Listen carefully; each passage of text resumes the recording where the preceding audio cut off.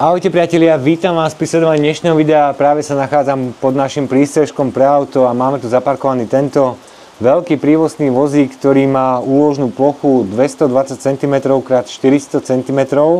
A prečo je tu tento vozík, prečo som pod prístrežkom a čo ideme robiť, to si povieme teraz.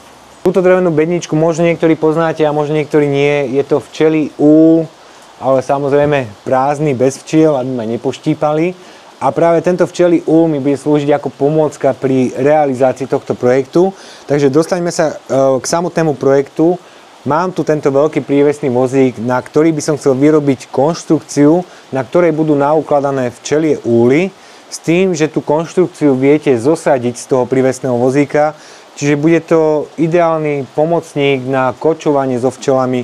Nebudete potrebovať taký ten veľký voz, skadiaľ vám vylietávajú včely, niektorí to určite poznáte, stretli ste sa s tým. Takže bude vám na kočovanie so včelami stačiť iba takáto konštrukcia, ktorú si my v dnešnom videu vyrobíme. Chcel by som poďakovať firme Atreon za spoluprácu pri tomto projekte, ktorá predáva hutnícky materiál, lebo budem tu potrebovať rôzne jakle, takže budeme veľa rezať, budeme zvárať, takže veľmi sa na to teším. Tak začneme rovno pracovať, lebo je mi zima a potrebujem sa trošku zohriať. Tu mám pripravený kompletný materiál, ktorý budem na stavbu konštrukcie potrebovať. Všetko som si samozrejme najskôr nakreslil, aby som presne vedel, čo kde bude, aké rozmery potrebujem, nejaký rezný plán, takže všetko som si najskôr nakreslil. Potom som išiel na internetovú stránku Atreonu, kde som si objednal podľa tých rozmerov, ktoré som si nakreslil, aj podľa tej hmotnosti, aká bude na tú celú konštrukciu vyvíjaná. Rátam tak, že jeden včelí úl má 40 kg, od 40 do 60 kg, bude tam nejakých 18 včelích úlov, čiže tá hmotnosť bude dosť vysoká, takže ten najhrubší jakel, ktorý použijem, bude mať rozmer 70 x 70 mm, hrúbka steny sú 4 mm, druhý jakel, ktorý použijem, bude mať rozmer 60 x 60 mm, rovnako s hrúbkou 4 mm. To si ukážeme, čo z čoho urobíme. Tak ja by som sa pustil teraz do rezania toho materiálu na tie rozmery, ktoré som si ja pripravil podľa tých plánikov. Tak ideme rezať a som zvedavý, ako mi to pôjde takýto jakel rozrezať. Tak poďme sa pustiť do práce, lebo ešte som to nikdy nerobil.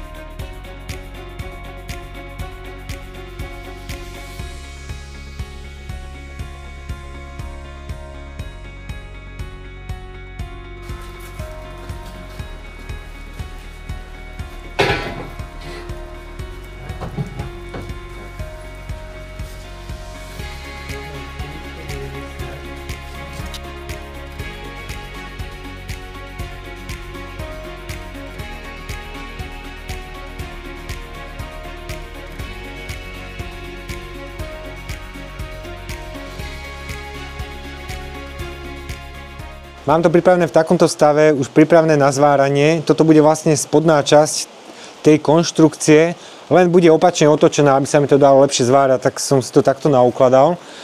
Použil som zatiaľ iba jakel s rozmerom 70 x 70 mm, hrúbka 4 mm. Takto to má dĺžku 470 cm. Na jednej strane bude 9 úlov, na druhej strane bude 9 úlov. Zhruba som rátal ten jeden úl na vzdialenosť 52 cm. Ako môžete vidieť, tu je rozostup zhruba nejakých 90 cm medzi tými jaklami, ktoré sú v tej spodnej časti. Šírka tej celej konštrukcie je teraz aktuálne 180 cm, čiže kompletný takto rozmerová plocha tej konštrukcie je 180 x 470 cm. Takže takto, keď bude táto vzdialenosť 180 cm, tak priestor medzi úlmi bude 80 cm, čo podľa mňa si myslím, že úplne v pohode stačí. Takže na dnes by som to zabalil, zajtra vyťahnem zváračku. Ako ste si mohli všimnúť, tak sme si chytili aj uhlopriečku, aby to bolo pekne v pravých uhloch. Tak na dnes skončím a zajtra budeme pokračovať. Máme tu ďalší deň a idem pokračovať v práci, takže pôjdem sa prezliecť a najskôr si to nabodujem, aby sa mi to už nehýbalo, keď to mám takto pekne rozmerané, mám to v pravých uhloch. Potom si to všetko zavarím. Musíme s vozíkom vyjsť von spod prístrežku, lebo to potrebujeme potom otočiť na druhú stranu, lebo toto je vlastne spodná časť. Takže otočiť to a potom pokračovať v tej vrchnej časti. Takže idem sa teraz pustiť do zvárania.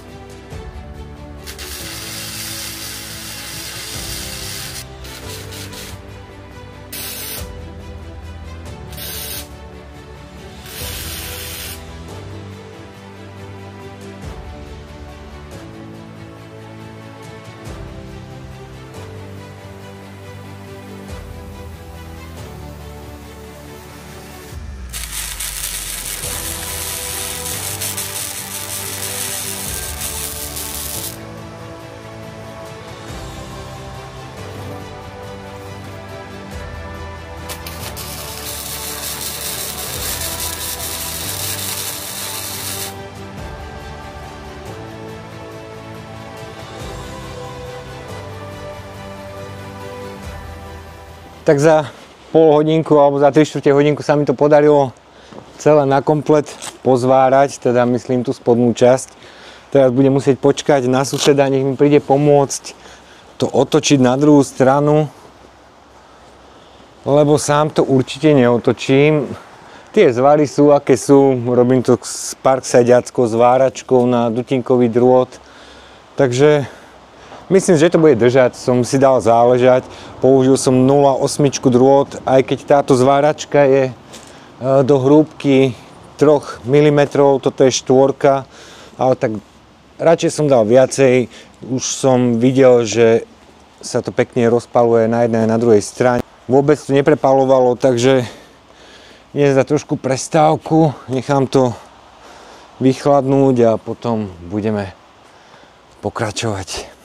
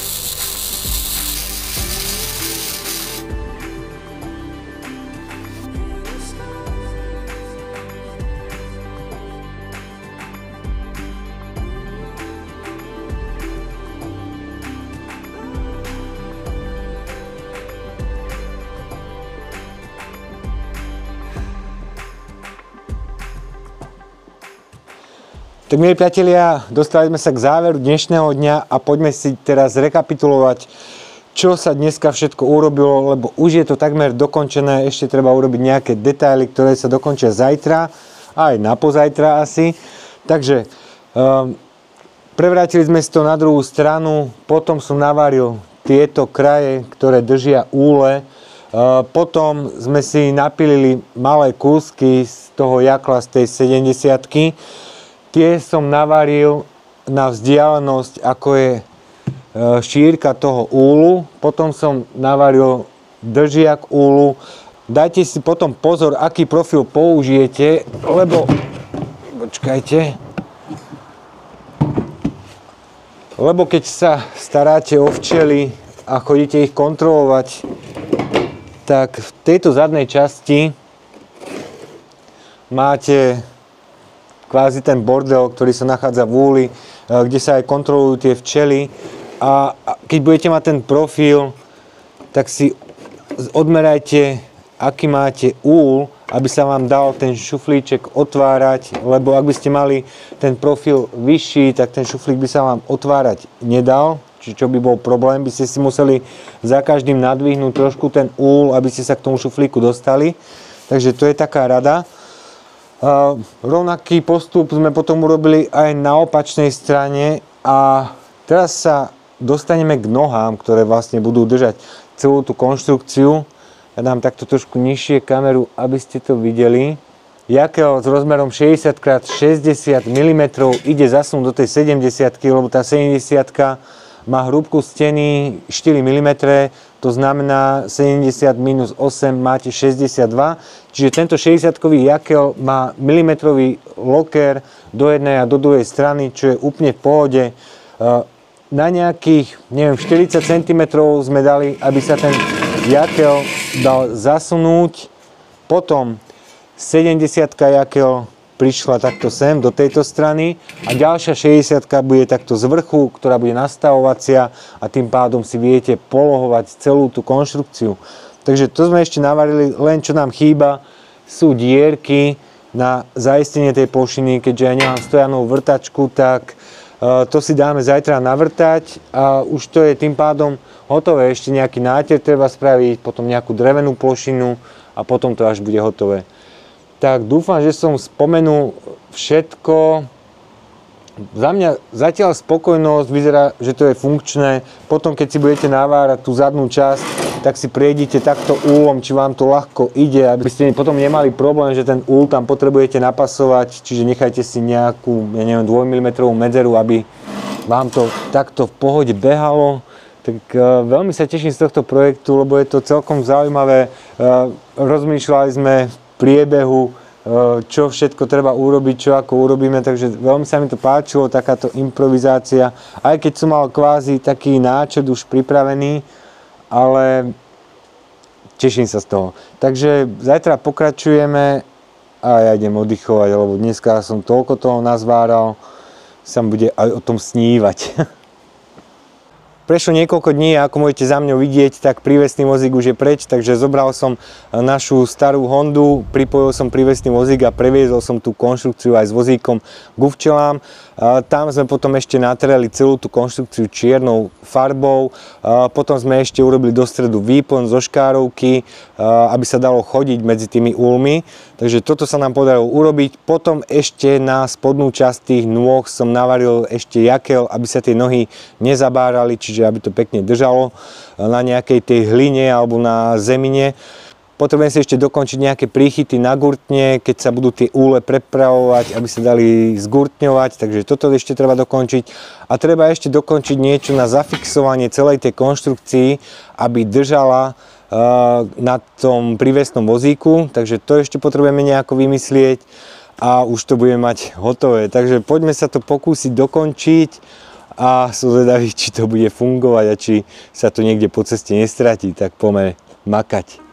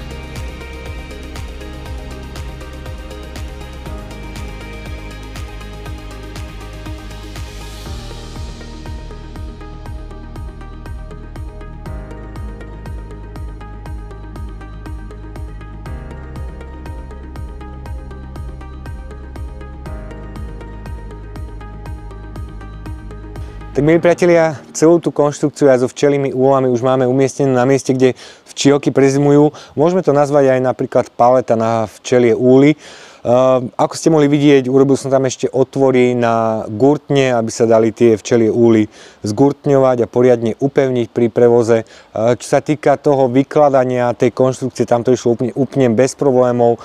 Pomocou zdviháku sa nadvihla najskôr jedna strana, vysunuli sa nôžky, zaistili, potom sa zdvihla druhá strana a jednoducho ten prívesný vozík stade odišiel. Takže tak ako som si predstavoval, že to bude fungovať, tak to aj fungovalo a všetko to drží, čo ma veľmi teší. Ja chcem poďakovať firme Atreon za spoluprácu pri tomto projekte. Všetok rozpis materiálu vám dám do popisu tohto videa, alebo si to môžete pozrieť na portáli Urob si sám, kde to spracujem do článku s podrobnými nákresmi, ak by ste mali záujem. Takže čoskoro sa to objaví aj tam. Keď sa to objaví na Urob si sám, tak potom by som vám aj odkaz dal do popisu videa, aby ste si to jednoducho mohli nájsť. Tak milí priatelia, ja dúfam, že sa vám dnešné video páčilo. Už tu mám pripravenú betónovú dlažbu, aj tam za kamerou je ešte ďalšia betónová dlažba. Chystám sa teraz najbližšie 2 mesiace robiť na takých väčších projektoch, čo sa týka nášho dvora. Tak myslím si, že nás čakajú zaujímavé videá a ak sa vám video páčilo, budem rád, keď dáte like na toto video. Ak neodbíjate náš kanál, kliknite na odber, ktorý je tu. Nejaké ďalšie videá si môžete pozrieť tu a vidíme sa na budúce. Ahojte a ďakujem vám za pozretie.